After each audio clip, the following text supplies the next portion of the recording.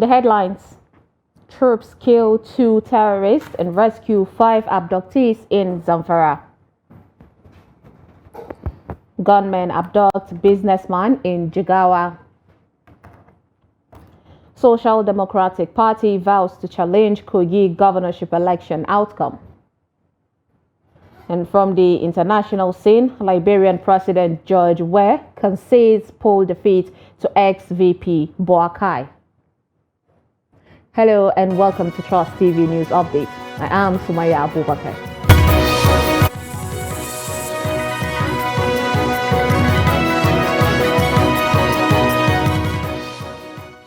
Thank you for joining us, and now the details. In an intensified clearance operation against the terrorists and bandits in the northwest states, the troops of the Joint Task Force Northwest Operation Hadarin Daji have neutralized 2 terrorists and rescued 5 abductees in Zamfara state. The spokesperson for Operation Hadarin Daji, Captain Yahya Ibrahim, said this on Friday in a statement made available to newsmen. According to him, the troops carried out a coordinated clearance operation in terrorist enclaves on November 16th and 17th at Tugan Gama, Tugan Hausawa, Tugan Nabaru, Yersabia, and Daji Yana Yankari in the Anka local government area of Zamfara state. During the operation, the troops encountered and neutralized 2 armed terrorists, while others escaped with gunshot wounds. Similarly, the troops reportedly responded swiftly and timely to a distress call of an armed bandits attack on the Yarkoria community in Wia district, Anka local government area. 5 victims, which include a child, 2 females, and 3 males, were successfully rescued and reunited with their families, the statement added. Now, gunmen have invaded Kwayamawa village and abducted a businessman in Dutse local government area of Jigawa state. A resident said the incident occurred on Friday morning. He said the gunmen, armed with dangerous weapons, went to the house of the victim and took him away to an unknown destination after collecting the sum of 3 million naira. Police spokesman, Deputy Superintendent of Police Lawan Shisu, confirmed the incident. The Shisu said efforts by the police were on to ensure that the victim is rescued unharmed. He appealed to residents to help the police with any useful information that would help in arresting the suspects. This is coming weeks after gunmen abducted 2 wives of Kiawa local government chairman. The Borno State Police Command has arrested 15 suspects involved in criminal conspiracy, theft, vandalism, and possession of metal scrap, popularly known as ajakuta. The suspects were paraded by the police with the recovered items, which include iron rods, electronics, cables, cash, among others. The police public relations officer ASP Daso Kenneth said the 6 suspects were nabbed for vandalizing the Maiduguri flyover and 4 involved in stealing metal scraps at Kaga local government. He said the suspects have been charged to court. Were apprehended around custom area, the custom flyover bridge that was built. They were caught in place in vandalizing the bridge. They were stalking out the pillar of the bridge and removing part of the iron rods of the bridge. Yes. So among them, we have 4 main prime suspects and other 2 accomplices who are also accompanying them in stealing these materials, which they sell to local traders, which we popularly known as Ajakuta people. I steal car parts. I've operated on 5 cars. When I open them, I steal things like batteries, laptop, bags, and others. I sell some, and the rest I give it to friends as gifts to sell. Like the laptop, I sold it for 30,000 naira. I was a police officer in Bauchi. My gun accidentally discharged and killed a girl. It's my friends that influenced me to crime. But honestly, this time it will be the end. I've been doing it for 2 years now.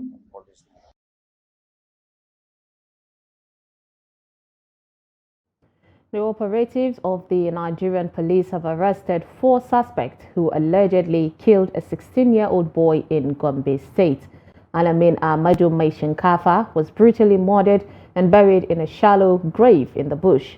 The suspects, led by a disgruntled employee of Alamin's father, Ahmadu Ibrahim Bello, kidnapped the victim and demanded a ransom of 5 million naira. Ibrahim Ismail reports.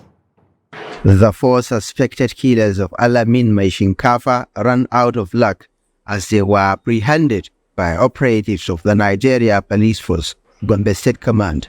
The suspects were said to have kidnapped the victim, initially demanding the sum of 5 million naira as ransom. Unfortunately, the suspected killers had murdered the boy when the money was not paid. On receipt of the complaint, the anti-kidnapping unit, led by the OC, swung into action and succeeded in arresting the above-named suspects and immediately commenced an investigation. Further investigation revealed that one of the suspects, by name Ahmadu Ibrahim, who works at a rice mill company under the father of the victim, was the mastermind behind the kidnap of the victim. 25-year-old Ahmadu Ibrahim Bello, the prime suspect, is a disgruntled employee of Alamin's father. He and the 3 other suspects confessed to the crime, expressing regret over their actions. I slapped and smacked him down. I strangled and killed him. The police also arrested other suspects for various offenses, including culpable homicide, attempted kidnapping, and theft of railway tracks. Ibrahim Ismail, Trust TV News, Gombe. In politics, the Social Democratic Party is disappointed in the nation's electoral management body, the INEC, for ignoring its petition regarding huge irregularities in the conduct of the Kogi State governorship election. It is shocked that the electoral umpire went ahead to declare the candidate of the APC as winner of the disputed poll. The report.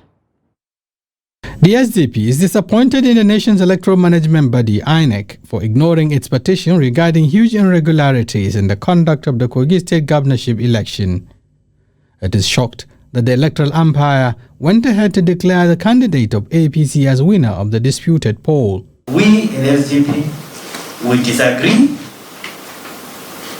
we are sad, we are disappointed at this level of civilization, this level of developing our democracy, that sort level of cruelty, openly, brazen disregard to the rule of law is still being accepted.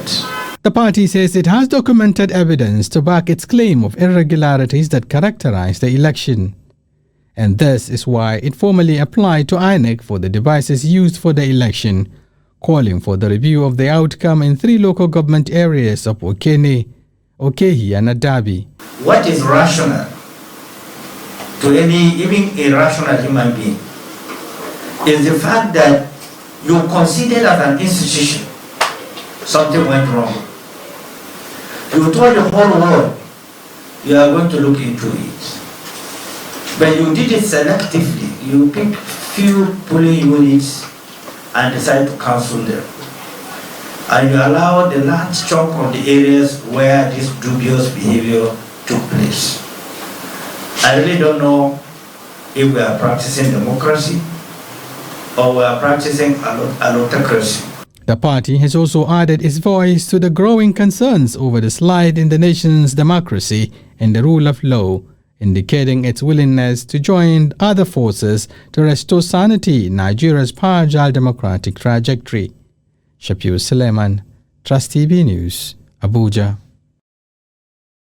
The appeal court sitting in Abuja has upheld the judgment of the Kano Governorship Election Tribunal, which sacked Abba Kabir of the NNPP and declared APC's Nasser Gawun a valid winner of the election.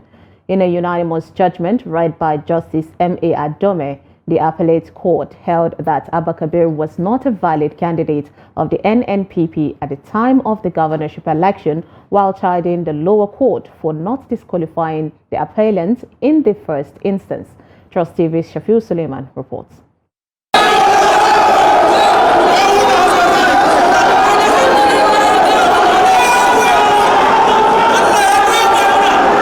In what may likely cause socio-political ripples across Kano State, Governor Abba Kabir has been sacked by the appeal court after losing the first round of the litigation battle at the tribunal.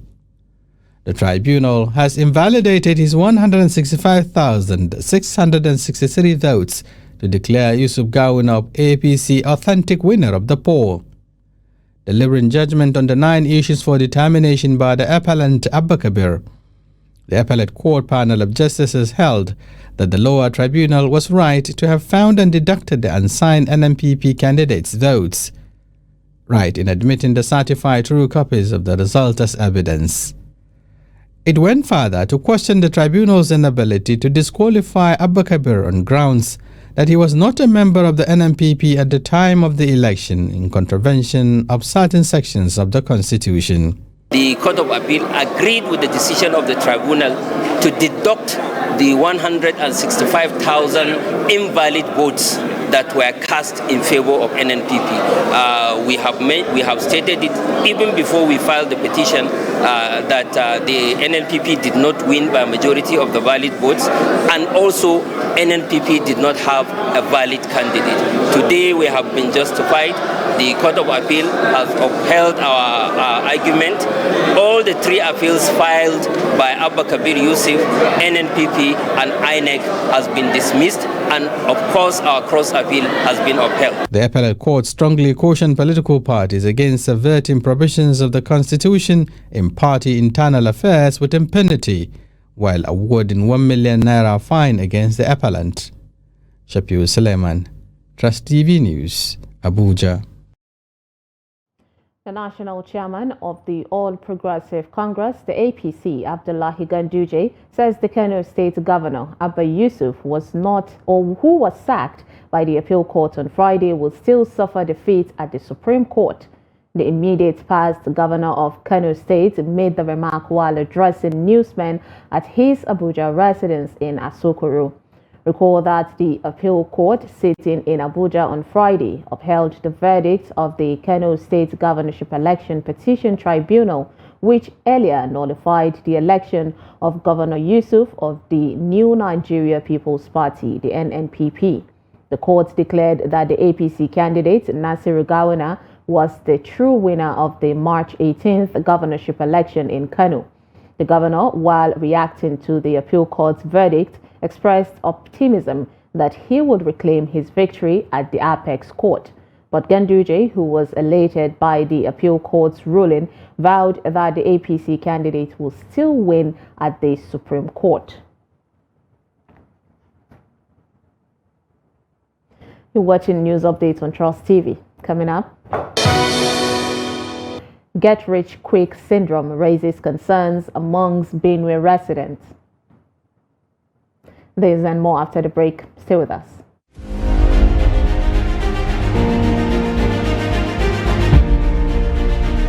As night falls in Abuja, the city's dark side comes to life.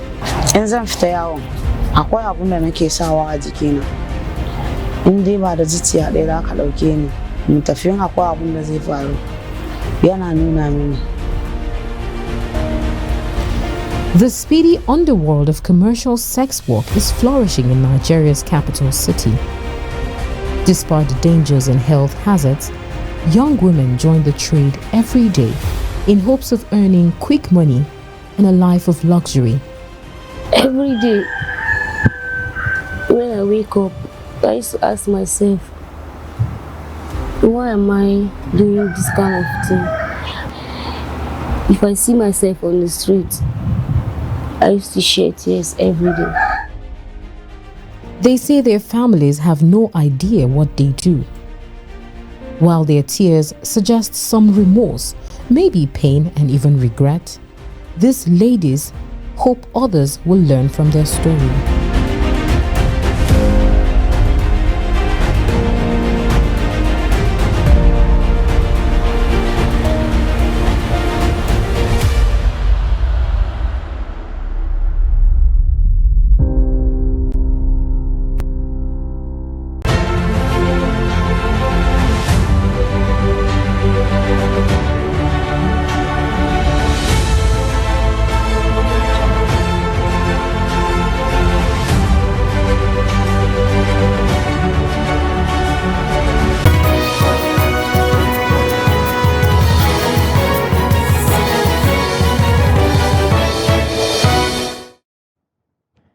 welcome back. If you're just joining us, this is News Update on Trust TV. Here's a recap of our top stories.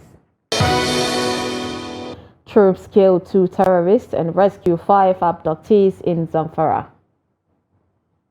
And gunmen abduct businessman in Jigawa.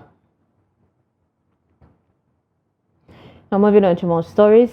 The Economic and Financial Crimes Commission has released the 7 serving military personnel linked with the alleged internet-related fraud. The suspects, which include 1 army personnel and 6 from the Nigerian Air Force, were arrested by the Kaduna Zonal Office of the Anti-Graft Agency on Monday and were remanded in the custody of the Commission for further investigation and possible prosecution. However, the matter took a new twist on Friday morning as armed soldiers from the Nigerian Air Force invaded the EFCC office at number 4 Wurno Road in the Kaduna State capital to enforce the release of their colleagues from detention. The soldiers, who arrived at the EFCC office in 5 Hilux patrol vans at about 10 a.m., surrounded the main gate of the commission, thereby preventing the EFCC officials from going in or coming out of their offices. The situation led to a shutdown between the Air Force personnel and EFCC security operatives, who engaged themselves in a shouting match and threatened to pull the trigger against each other. After nerves were calmed, the EFCC zonal head and the leader of the Air Force team met briefly, after which the suspects were released. The scourge of internet fraud has been largely responsible for Nigeria's blemished image in the international community. Now, there appears to be a new wave of what is popularly known as Yahoo Yahoo, which has become the go-to social vice for some of Nigerian youths. The get-rich-quick syndrome is pulling young Nigerians into a dangerous lifestyle. Jimmy Atsande reports. Internet fraud has become a big industry that is filling the gaps of unemployment and poverty as young adults take to this life of crime to make ends meet. Materialism and a decaying value system in Nigeria means that youths want to get rich at all costs, no matter the risk. It's actually something that is happening real life, because these guys are out there to get rich at what extent, and they don't care to know the outcome of any situation. They don't care to know what will be the repercussion of what I'm about to do or what I'm about to go into. All they want is money, and they go into so many things, so many fraudulent activities just to get that money. I don't know where the pressure is coming from. Could it be from their parents or from their peer groups or people that are higher than them? The impact of this dangerous life of crime is sweeping across the country as stories emerge of teenagers showing interest in internet fraud as a means of earning a living. For me, I would not advise a young person to just have the idea of being rich in his head. First, as a young person, you need to educate yourself. Have the idea of going to school and becoming something in future, not for you just to wake up and say you want to be a rich person. That would lead you to involve yourself in what you do not supposed to involve. For residents, there's a need to reform society in order to curb the growing menace destroying Nigerian youths. Because as a young man, how will you feel that you can't provide for yourself and for your family if you don't defraud someone? That doesn't make you a man. You need to earn a honest living. You don't have to depend on, okay, I can only provide for myself except I defraud someone. Or I can only provide for my family unless I defraud someone. So when there are no people to defraud, when everybody now is white, the so-called white people you are defrauding, they stop sending money, what will you do? So you have to go back to your drawing board, think and figure a way out. Despite efforts by law enforcement agencies to curtail the criminal activity on the internet, there is a large pool of young Nigerians being recruited into this life of crime. For now, residents hope that deterrence will be enough to nip the situation in the bud. Jimmy Azandi, Trust TV News, Makurdi. One of the silver linings from the COVID-19 experience has been the utilization of information technology to improve business efficiencies and improve customer service. Now, most businesses have adopted simpler and more flexible methods of communication and service delivery, which has positively impacted small and medium businesses in the country. In this report, Noel Sampson takes a look at the ever-changing business landscape. Take a look. This is a common sight on every road across the nation's capital. Dispatch riders have become the lifeline of most businesses in the country. Their proliferation is due to a growing demand for effective service delivery, leading to the creation of thousands of jobs for Nigerian youths. Dispatch riders, they are blessings because they make the work easy for us, the online vendors. They are blessings, basically because if you check historically how they started from the world wars where they had to dispatch letters to frontiers, then even in Nigeria where during the COVID, a lot because of restriction of movement, they have to move around picking parcel, delivering orders and food. Riding on Nigerian roads comes with risk, and this taxing job is not for the faint-hearted. When we're on the road, there's a lot of risk. Most of those taxi drivers, the more they look at us on the road, as if we are about taking what belongs to them, which we are not taking anything. And again, via any challenge, any small thing, if they hold riders, the calm one that they'll call for riders is different. This issue of taxi, they should also see us as a human being too. We can't just sit at home. We are out to hustle. So they should also regard us as team member, since all of us use the road. This emerging industry is still growing, and the challenges identified can be mitigated to improve the quality of life for the dispatch riders and service delivery for customers. From the customers, most time they usually complain that the way the customer talk to them very rudely, as if they are nothing. And also we have currently we have issues where we have the company, those who work in the company, and we have people who work as independent riders. So basically one of the problems we are facing is discrepancies in prices. Dispatch riders have become a positive addition to the value chain of service delivery across sectors of the economy. The job creation opportunities can provide gainful employment for millions of Nigerian youths in the years to come. However, safety and security issues must be significantly addressed for the industry to thrive. Noel Sampson, Trust TV News, Abuja. From the international scene, Liberian president and football legend George Weah conceded defeat to opposition leader Joseph Boakai after a tight presidential runoff, saying it was time to put national interest above personal interest. The latest and nearly complete result showed Boakai leading with nearly 51% of the votes in Liberia, Africa's oldest republic founded by freed American slaves. He said his CDC party had lost the election, but Liberia has won. The 78-year-old Boakai lost to Weah 57 by a large margin in the second round presidential vote in 2017. With more than 99.5% of the polling stations reporting vote tallies after Tuesday's second round vote, Boakai had garnered 50.89% of ballots cast, according to the Election Commission. Boakai was 28,000 votes ahead of Weah, according to Friday's figure. The two finished neck and neck in the first round last month with a national lead of just 7,126 votes for Weah. And finally, in sports, the Super Eagles have arrived Rwanda for Sunday's 2026 FIFA World Cup qualifying fixture against Zimbabwe. The players and officials departed the Victor Atta International Airport, Uyo, on Friday night, and the contingent arrived Kigali in the early hours of Saturday morning. The contingent then made a 2-hour road trip to the city of Butare, where the Huye Stadium venue of the game is located. The Super Eagles will have a feel of the Huye Stadium later tonight, and Sunday's encounter will kick off at 2 p.m. Nigeria time.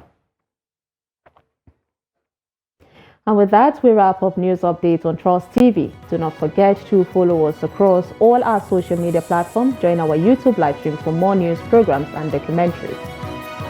I am Sumaya Abubakar. Thanks for watching.